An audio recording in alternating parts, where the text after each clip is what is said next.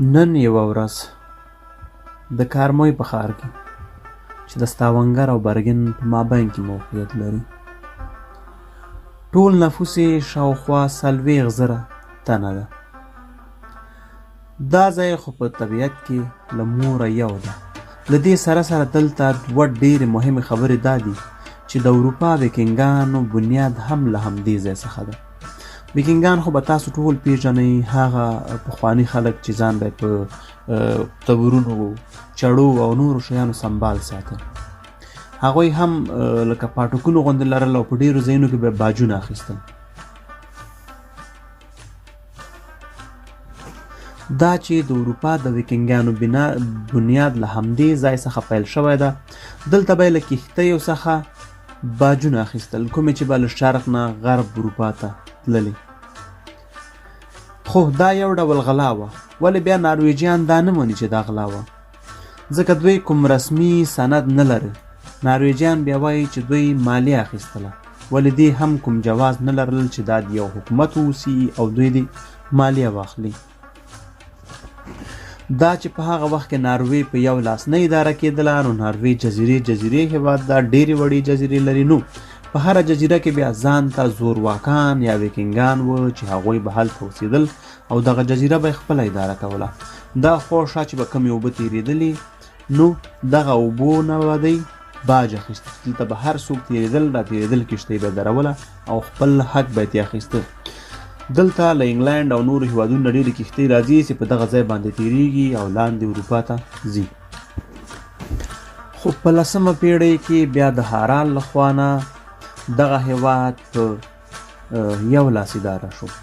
یعنې نن نه 1000 کاله خو شامخ کې ناروې ټوله یو لاس او د یو حکومت تر کنټرول لاندې راغله.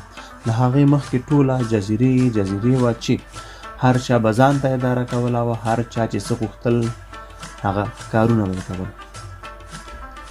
زه په دغه مابین کې چې کوم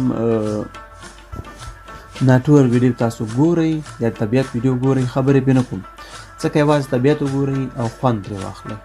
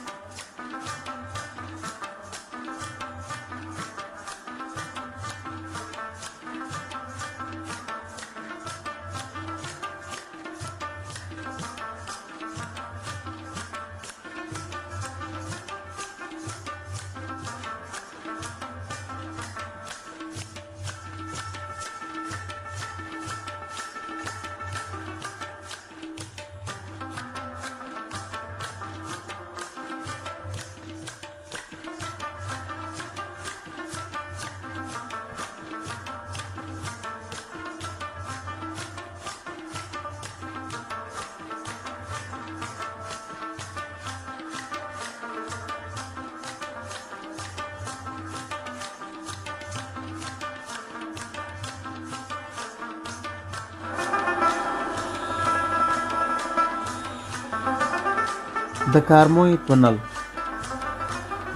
تونل چې 1 کیلومتر خواوشا لاندې تر سمندر لاندې جوړ شوی، اوږدوالی یې 9 کیلومتره ده. او په خپل منځ کې څلور لارې هم لري چې دې بیا ښکلا څو چنده زیاته کړې ده. د دې د جوړېدو کار 6 کاله خواوشا وخت ونیوه او ټول ټال مصارف بیا 150 میلیونه یورو ته رسېدل. د ناروې دغه غرونه هم لکه د افغانستان دي، خو دوی خلکو همت نه ده بایللی او همیشه کار کوي چې زرګونه داسې تونلونه په غرونو کې او د سمندر لاندې جوړ کړي دي. او دغه نورې د طبیعت لارې یا دغه د ناروې کلي کورونه چې تاسو ګورئ، دا د دې لپاره په دې زه خبرې نه کوم، هیله لرم چې تاسو دا همدغسې وګورئ او له طبیعت نه خوند واخلئ. په راتلونکو ویډیوګانو کې به زه نور هم د ناروې په اړه تاسو سره معلومات شریک کړم. ناروې ډېر یو طبیعي هېواد ده، ډېر غرنی هېواد ده. لکه زما که د چا طبیعت خوښېږي، غرونه یې خوښېږي او لامبل یې خوښېږي، نو هغوی کولی شي ناروې ته راسي. ناروې په 2 شیانو نوره هم ډېره مشهوره ده، چې یو کبان دي چې کبان ډېر زیات لري، د دوی ډېره تکیه په کبانو باندې ده. او دوم تیل دي چې دوی ډېر زیات تیل لري او هغه د تیلو پیسې دوی تر اوسه پورې همداسې بچت ایښي دي چې هغه پیسې لا دوی تر اوسه استفاده کوي هم نه. یعنې دومره سرمایه دوی خلک لري چې هغه د تیلو پیسو ته هېڅ ضرورت نه پیدا کېږي. د نارویجیانو لپاره یو خبره جالبه ده هم ده چې هر 2 نارویجی له خپل شخصي کور نه ورهخوا یو بل کور په ځنګل کې هم لري، چې دا خلک د طبیعت ډېر شوقیان دي او ډېر په مینه طبیعت ته دي او طبیعت غرونو کې ګرځي او هلته شپې کوي، کله نه کله خیمې وهي، هلته درئ او ډېر له طبیعي منظرونه خوند اخلي. یو شی چې په ټوله نړۍ کې د ناروې باره کې بل هم مشهوره ده، هغه ده سکي چې ورته وایي، یا په واورو کې چې خلک ځي. په ژمي کې د ناروې شمال کې ډېرې واورې کېږي او دلته خلک بیا سکي ته ځي او جګو جګو غرونو ته ځي، ډېر په سختو حالاتو کې ځانونه راخوځې کوي او دغه لوبې کوي. ډېر وخت داسې هم شوي چې د واورو غر پرې راخوی شوی دی، یا برف کوچ چې ورته وایي هغه پرې راغلی، انسانان له منځه تللي دي. خو ولې خلکو همت نه ده بایللی او دغه کار ته بیا هم دوام ورکوي او ډېر په شوق او په مینه کې خوند اخلي. درېیمه خبره رانه اوږدېږي چې ناروې په دې هم مشهوره ده چې 6 میاشتې پکې شپه 6 میاشتې پکې ورځي. نه، دا خبره د باور وړ نه شي کېدلی. هو، په یو تعداد ښارونو کې یا په شمال ډېر وړاندې برخو کې که داسې اوسي، هغه هم د اوړي کې تر ناوخته پورې اوسي، او په ژمي کې بیا ډېر کم اوسي.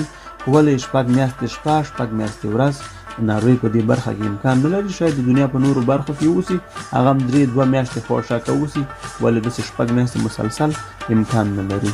هیله ده له طبیعت نه خوند واخلئ او راتلونکي ویډیوګانو ته منتظر اوسئ او په یو لایک او کمنټ باندې له موږ ملاتړ وکوئ او زموږ یوټیوب ځان سره سبسکرایب کړئ تر څو نور ملګري دوستان هم له معلوماتي ویډیوګانو خبر شي. تر بلې ویډیو د خدای پامان.